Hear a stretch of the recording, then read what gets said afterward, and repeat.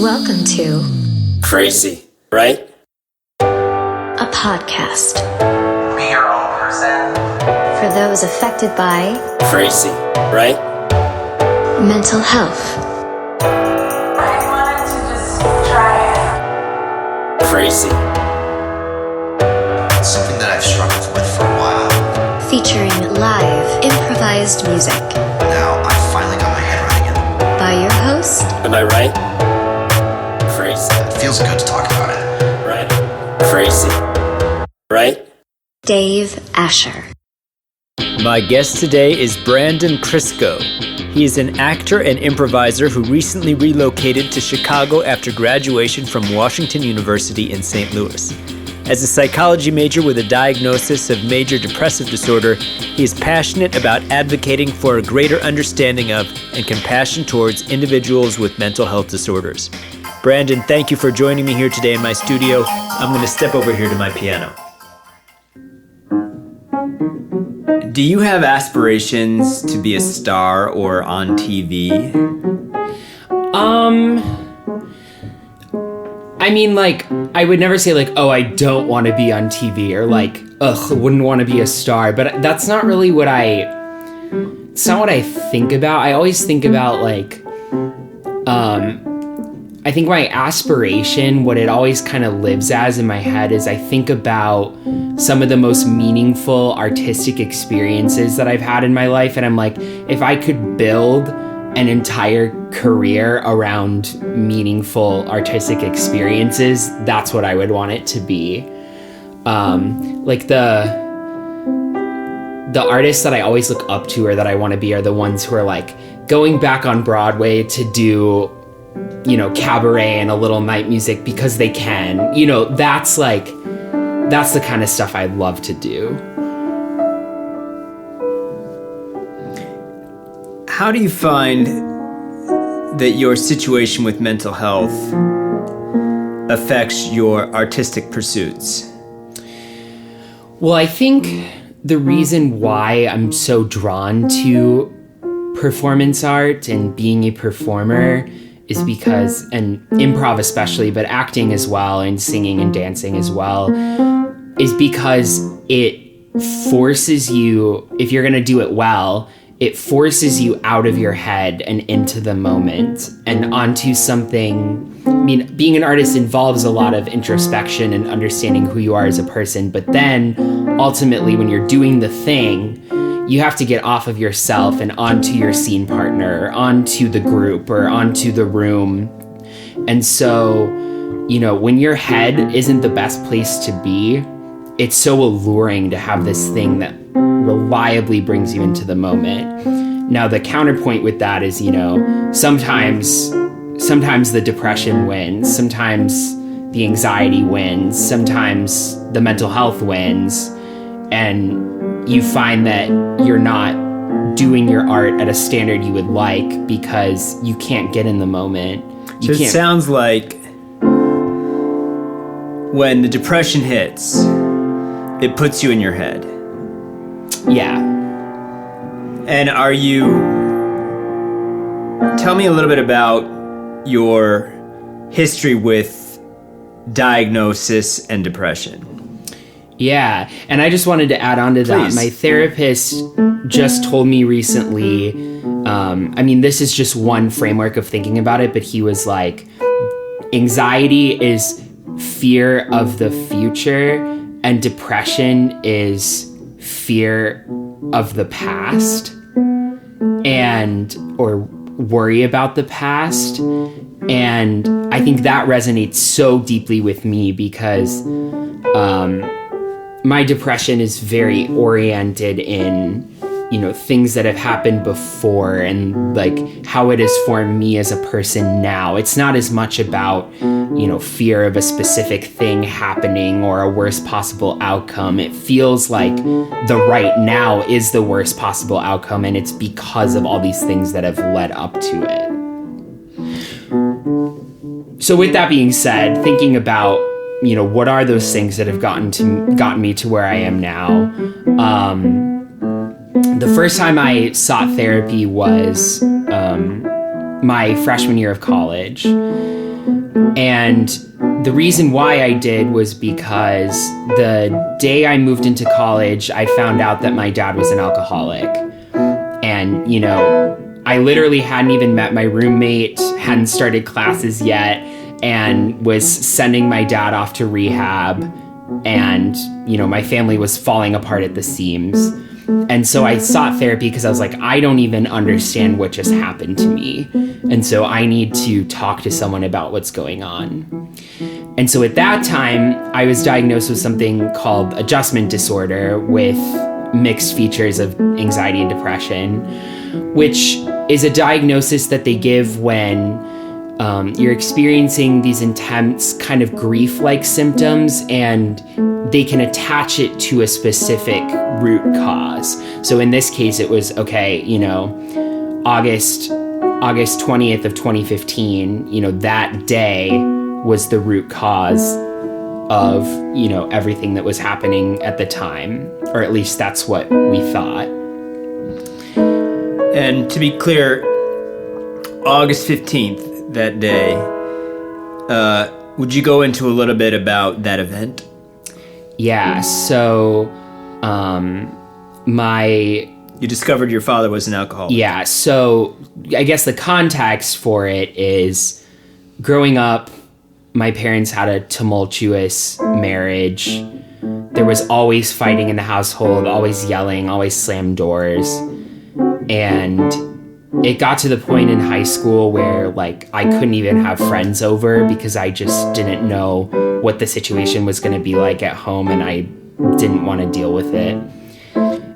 Did you have difficulty maintaining friendships at that time? No, I felt like if anything, the friendships were what I latched on to. Because it was, you know, friends can come with drama here and there, but the friends felt so much safer at the time than my home life did. Can you recall a friend that you were close to and potentially a moment of commiseration with them about families? Yeah, so this wasn't until much later, until I had a much better grip on everything that was going on in my life. But a couple years after that, I was about 2 or 3 years into college. I worked at a theater camp out in the mountains in California, and I met a friend there, and we were friendly and, you know, got along and talked here and there, but we weren't super close. I wasn't divulging any of my life's biggest secrets to her at the time, and part of that was because you have 12 screaming kids on your arm at all times. And then later, after that summer, I went back to school, and she lives in Los Angeles, and we were FaceTiming and just catching up, and I happened to be in the middle of a depressive episode at the time and was worried about things that were going on with my family. And I was like, hey, can I just talk to you about this thing that is a part of me and who I am? And, you know, I always qualify it with, like, if it's too much, just tell me. Like, I can, you know, I'm fortunate enough to have other resources. Like, if this is too much for you, just let me know. And she was like, yeah, sure, of course. And so I told her about my dad and his drinking patterns and the effect that it had on my parents' marriage. And she was like, no way. I also grew up with an alcoholic dad. And her situation was a little different because his alcoholism was comorbid with bipolar disorder. And his was a bit more both psychologically and physically abusive, whereas my dad's alcoholism was very secretive. There was a lot of lying and cheating and deceiving. So it was, you know, different manifestations of it, but we both just connected on this deep level about, you know, what that means to be the support person in your household when the parent can't be, and what it means to not be able to rely on someone that you really need to rely on, and what it means when your trust is broken and your sense of safety is broken. And to this day, she's one of my best friends. And, you know, that's not to say that we couldn't have been best friends without that, but it's definitely something that holds us together, and we hold each other up in that regard. You mentioned that you struggled somewhat because potentially as a result of your father's difficulties that you had to up your game as a caretaker. Yeah. What does that look like? What was the effect of that on your mental state? So I am the oldest of two siblings. I have a younger brother, and he is absolutely wonderful, and by no fault of his own. At the time when my dad's drinking was at its peak and the tension in the household was at its peak, my brother was a little too young to really shoulder any of the responsibility that came along with that. So most of it fell upon me because I was 16, 17, pretty emotionally mature. I had my own driver's license. I was very capable of getting things done, was about to move out of the house soon. So part of it was just logistical things like, making sure my brother was cared for and making sure dishes were done and, the dogs were walked and let out, things like that. But really the most difficult part, and the part that still kind of haunts me today, was that I had to be my mom's core emotional support. She would come to me talking about problems with the marriage or not being sure if she wants to be in the marriage and feeling alone and sad and scared and all of those things. And it's a tough place to be because on the one hand, I love my mom so much and want to be there for her to help her through whatever she's going through. But as a child, it's very uncomfortable to be pitted in between your parents. And it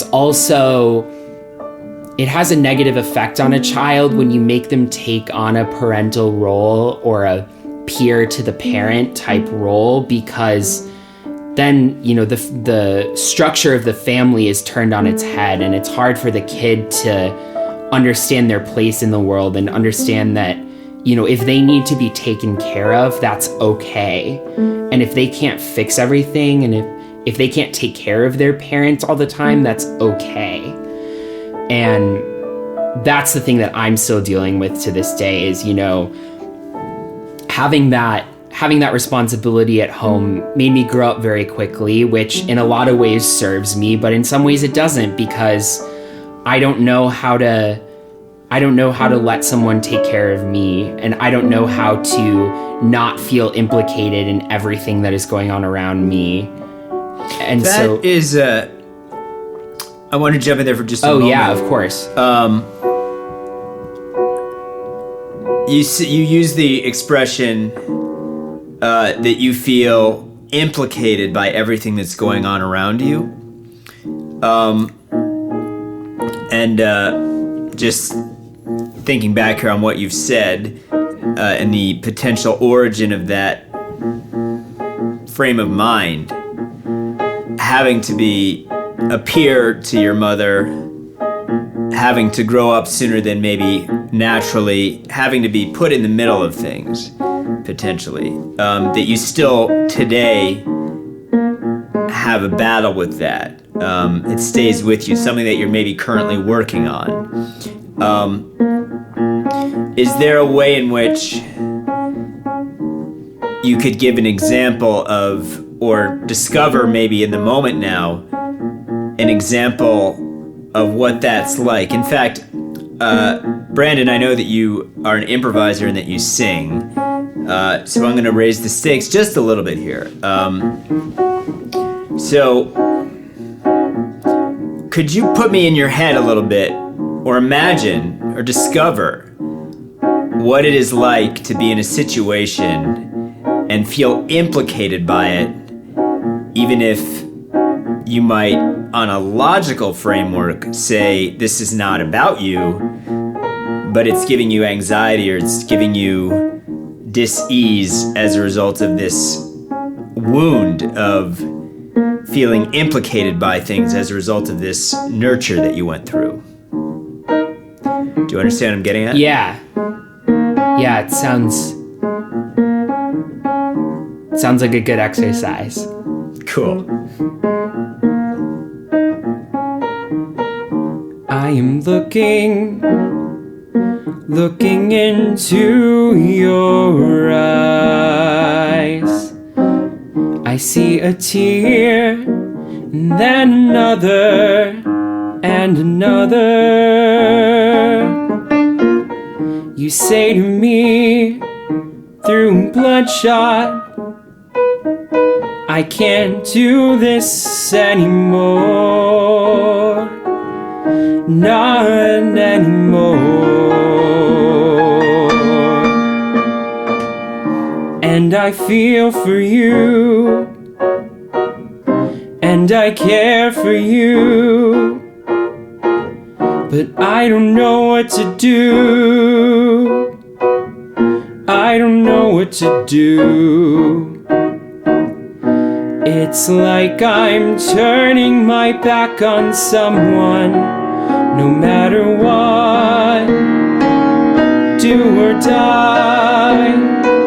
It's always do or die. Or I guess it's do and die. Do and die. Do and die. Do and die. Do and die.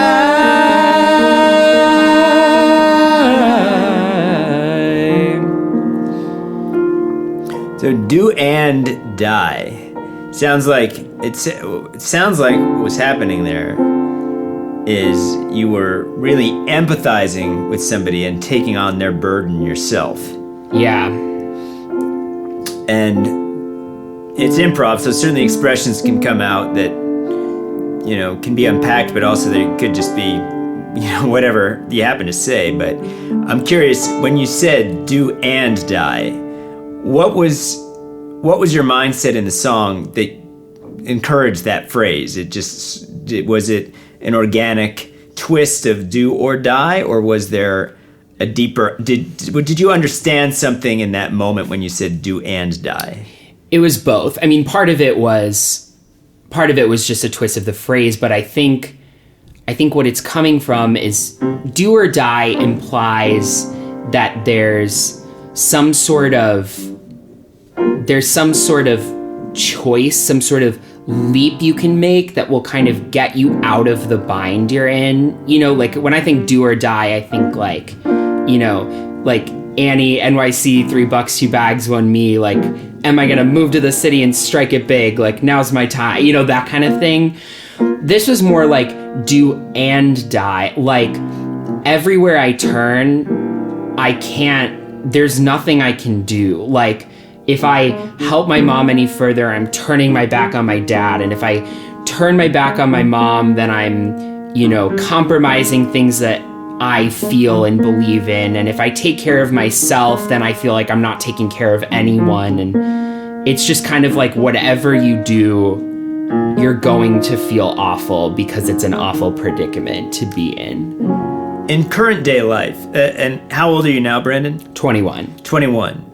In current day, a little bit removed from the situation, do you still struggle with, or do you struggle with keeping up with what some might say is self-care?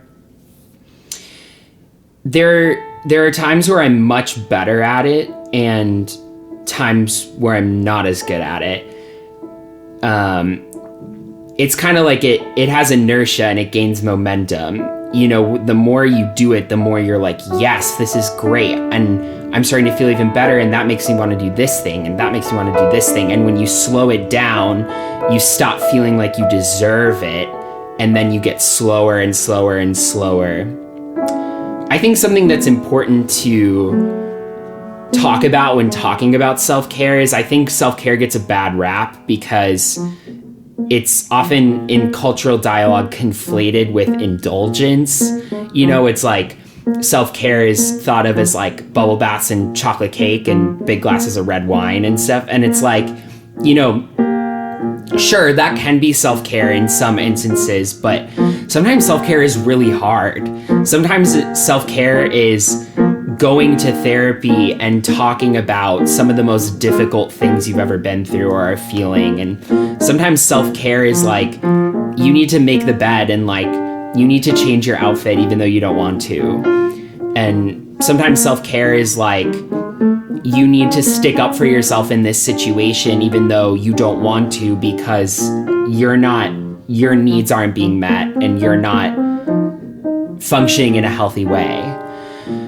So sometimes that self-care is really difficult. And I think the last thing I'll say about self-care is that what was so difficult for me about it for the longest time, and this kind of ties in with, my upbringing and having to like play a parental role, is that I thought of self-care as being very selfish and being something that was indulgent. It was like chocolate cake in the bath. But I think self-care is one of the most selfless things you can do, because it puts you in a state where you're actually ready to help others. I remember right before, a couple months before I ended up getting on antidepressants, I was home for Thanksgiving. It was Thanksgiving Day.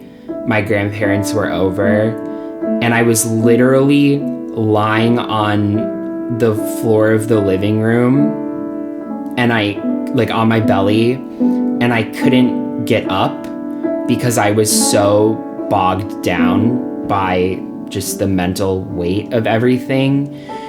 And of course, everyone was so concerned and, was investing energy into being like, was Brandon okay? What's going on? What can we do? Like, do we need to stop eating? Like, what's happening? And now when I don't think I was conscious enough to like process it in the moment, but now when I look at that, I'm like, all that time growing up, I thought that by not taking care of myself, I was being selfless and I was helping everyone. And I ended up being more work for everyone as a result. And so now when I'm starting to slide into not taking care of myself because I think it's the right thing to do, or I think I'm helping everyone or being the hero, I think about lying on the floor on Thanksgiving Day and I'm like, no, I can't be the person lying on the floor. I have to take care of myself so that I can be upright and ready to go, ready to make something happen.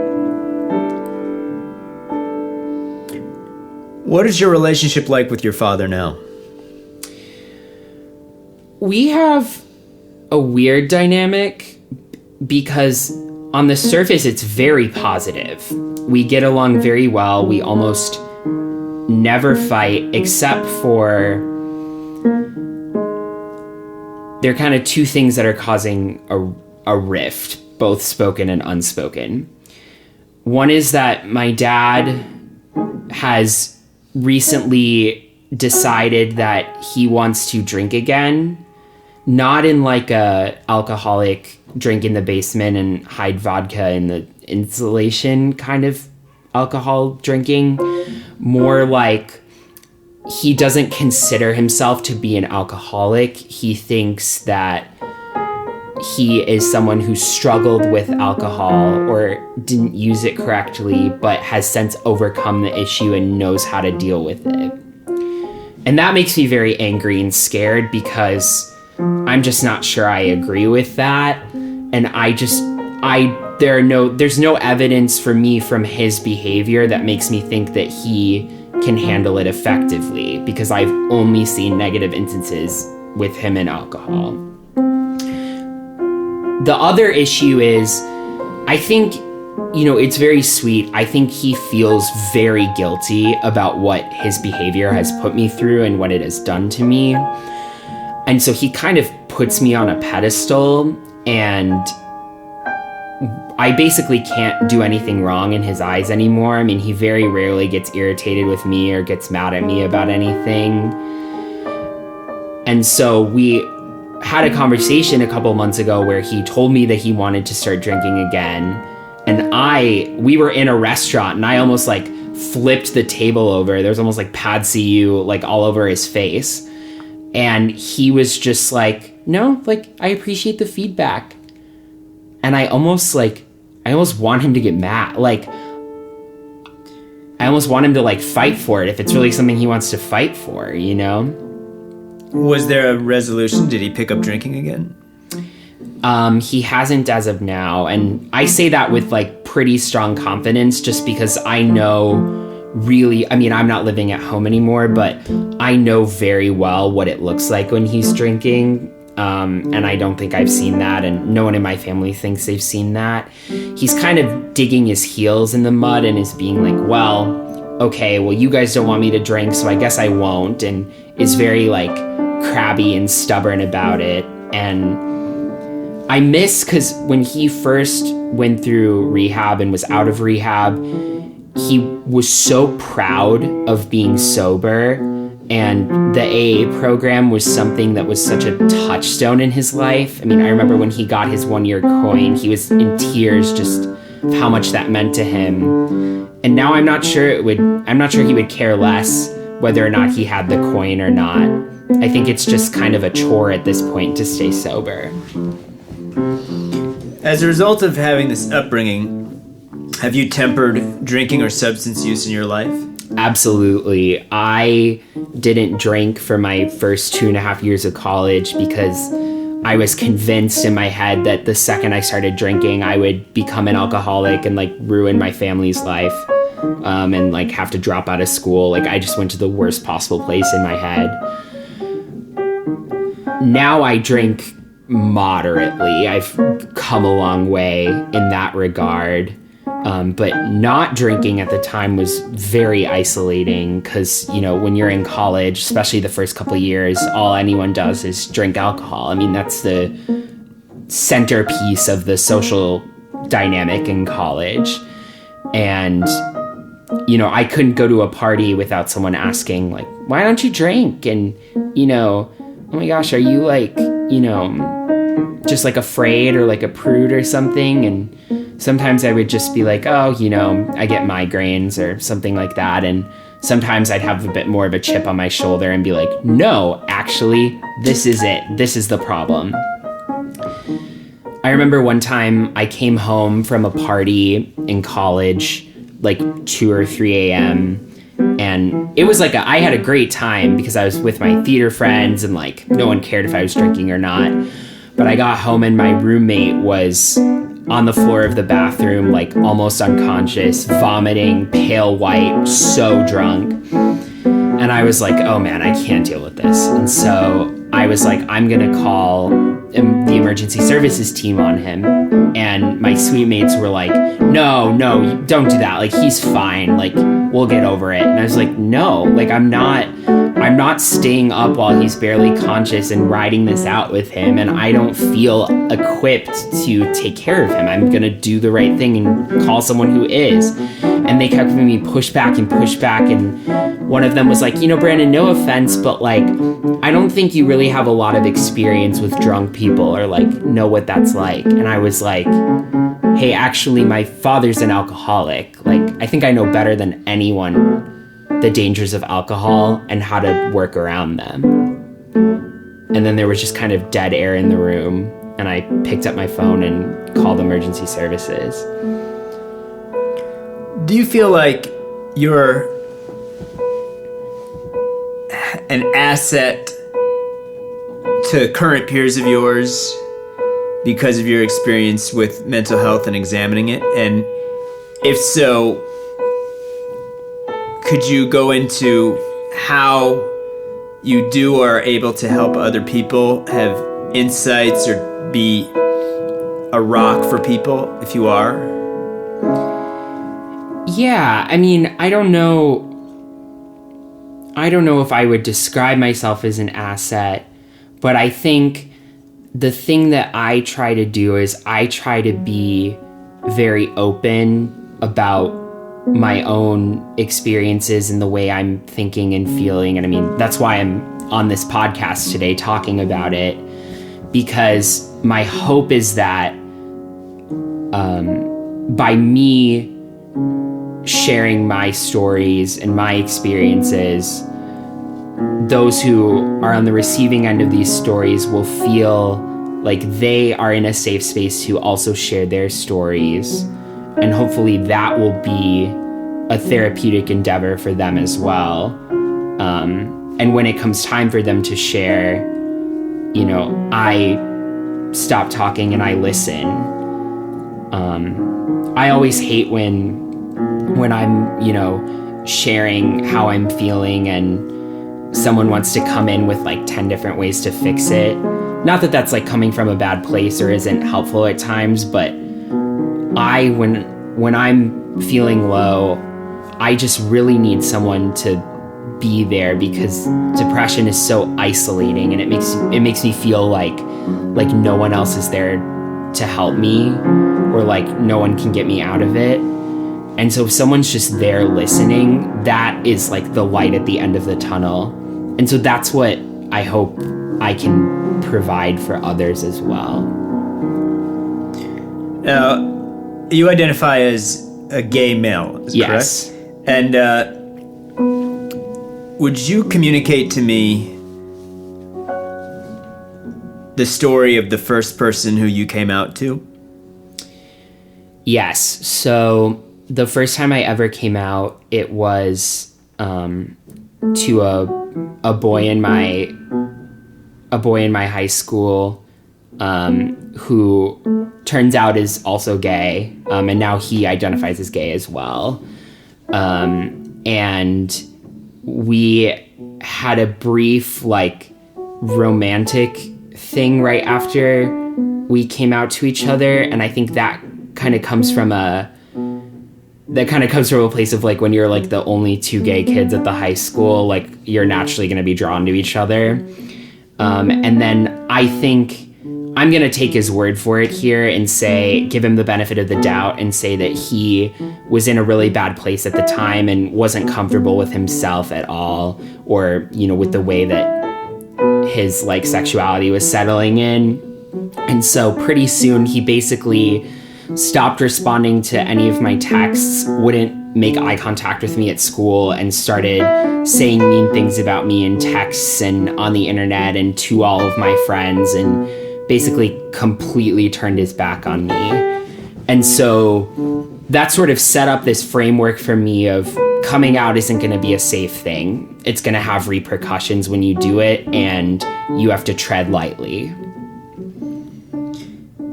Have you been on the receiving end of someone else coming out to you? I have. And actually, I feel like one of the most meaningful times that it happened, I actually wasn't even out yet. So I think my response was very different than what it would be now, because now that I have gone through that process of coming out, I have a different lens on it. But when I was identifying as straight at the time, and one of my best friends from high school came out to me as bi over the phone, all I could really say was like, oh my gosh, like, I love you so much and I'm so proud of you and I'm always here for anything. Whereas I think now my response would be a lot louder. I'd be like, yes! Have you been on the receiving end of people coming out about a mental health diagnosis? I guess you mentioned your friend in camp was connecting over a situation with having a family member. Yeah. But has anyone come to you and been like, my social media doesn't seem like this, but really honestly on the inside I'm depressed? Yeah, that has happened somewhat. I think it might be because I run in a circle of artists and psychologists because of my background, but I feel like most of us kind of wear our hearts on our sleeves and are pretty open about, like what's going on and what we go through and things like that, which I understand is, a very limited sample size and isn't necessarily representative of the culture that I grew up in. But going into that a little bit, I can imagine as a gay male and also as somebody who has struggled with their mental health, there is surrounding both in large segments of the population a stigma, would you say? Mm-hmm, absolutely. What is your take on that stigma and people who might have negative feelings towards people who struggle with mental health or who are out as gay or etc.? Yeah, absolutely. So the cultural dialogue around these things, sexuality and mental health, they're evolving they're evolving in a big way, and in a lot of ways they're progressing in the right direction, and we're starting to have those conversations, and it's being at the forefront of the public consciousness. But whenever I say that, I always want to qualify it with saying that, just because stigma is coming along and just because discussions are coming along, that doesn't mean that, there aren't individuals out there who are, feeling isolated or who are unsafe because of the way they feel or the way they identify, or who feel like, they're not going to be able to make it to the other side of the situation they're in. So,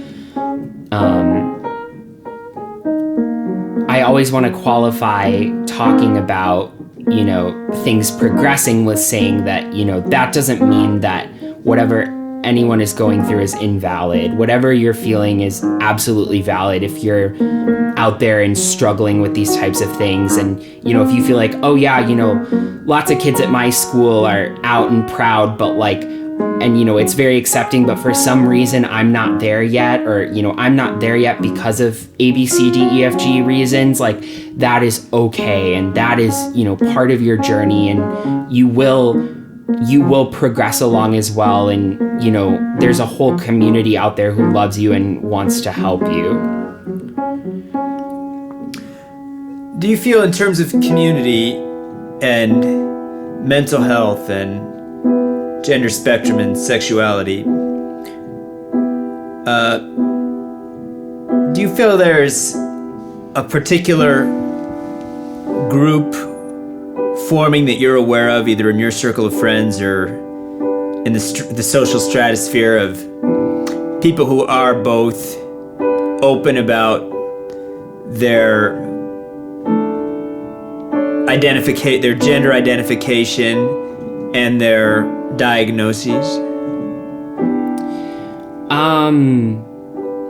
Ironically enough, I think podcasts are becoming a major vehicle for that, because they're such an intimate medium. They don't have, yes, podcasts are edited and, they go through some cuts and revisions and whatnot, but they don't have the same polish and gloss that something like a TV show or a movie has. It's much more of whoever is speaking on the podcast putting themselves out there in a raw and real way. I was just listening to a podcast on my walk over here to record, and they were talking about how dating is weird for them because when they go on dates, their partner knows everything about them and they know nothing about their partner, because they've shared all their baggage on the podcast, and you can go get all those receipts on the internet. And so while that may, kind of create a weird dynamic, I think it's beautiful because it's creating a medium where you can actually, unlike, Instagram, unlike Snapchat, where you're seeing everyone with their best friends in red Solo cups, you're actually getting a window into the real life of someone you admire, or, just someone who has something to say, and you can listen to that and say, that's really that, they're really sharing this, that's really what they're going through, and, maybe you identify with a piece of that, and that makes you feel less alone.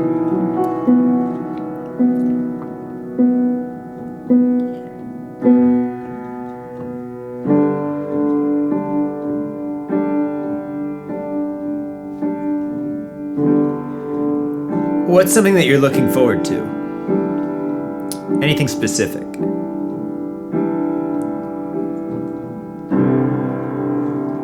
I booked a trip to New York City at the end of June, which I'm very excited about. And I'm hopefully gonna go like get coffee from some of my favorite places and see some of my favorite comedians perform and go to some Broadway shows.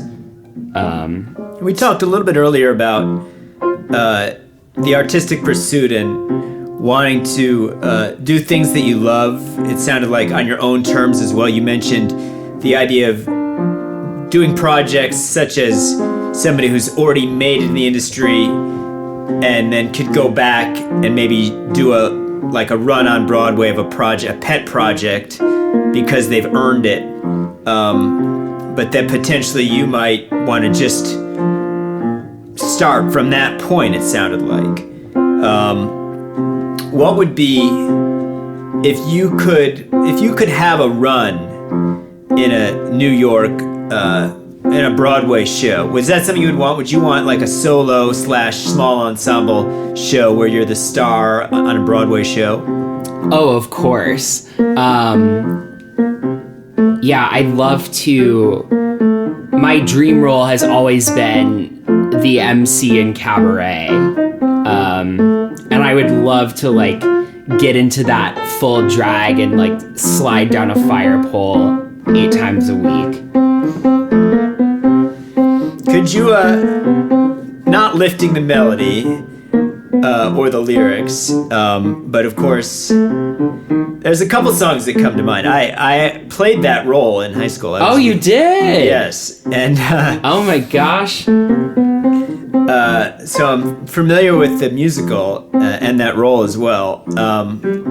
So of course there's the opening number, the welcome song, yeah, and then there's the Sally Bowles "Life is a Cabaret." Yes. Could you, in your own way, take us out here, Brandon, with your MC for your world, and let's say, as opposed to "Life is a Cabaret," what might be, and I'm open to giving a suggestion, potentially for comedic value. Life is a X, and let's have something beginning with the letter B. Life is a, or anything, letter, no letter. Life is a what? What do you think life is? If it's not a cabaret, for you, Brandon, what is life if not a cabaret? Life is a bowl of oatmeal. Life is a bowl of oatmeal. Most of the time, it's super dry and kinda gross or runny. Just beige.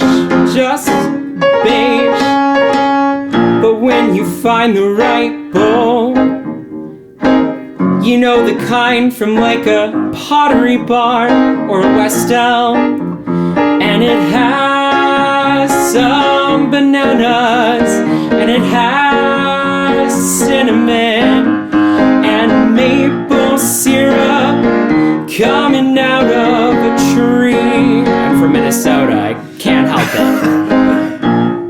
It's the perfect bowl for some oatmeal that might not be so perfect on its own. Exactly. And you have it with a hot cup of coffee, and you're doing the New York Times crossword, and you're like, okay, maybe I can be not depressed for 25 minutes. That's life. That's life. That's life.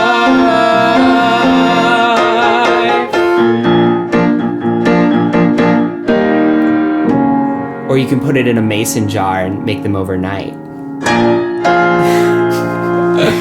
Well, thank you so much for joining me here. Of course. Well, thank you for doing this, having this medium and having this space for people to share about topics like this. I think it's so necessary for fighting stigma and for getting people into recovery. Well, I appreciate those words very much, and I look forward to seeing you the next time we meet. Yes, absolutely. You as well.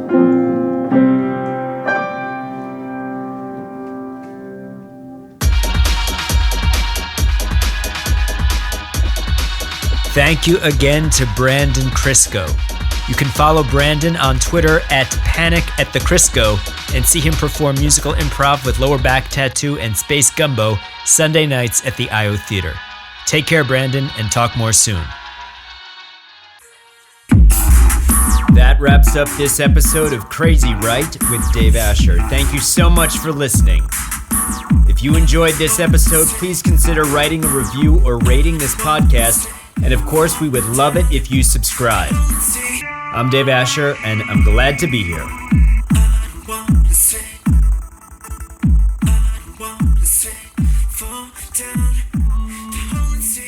Fall down.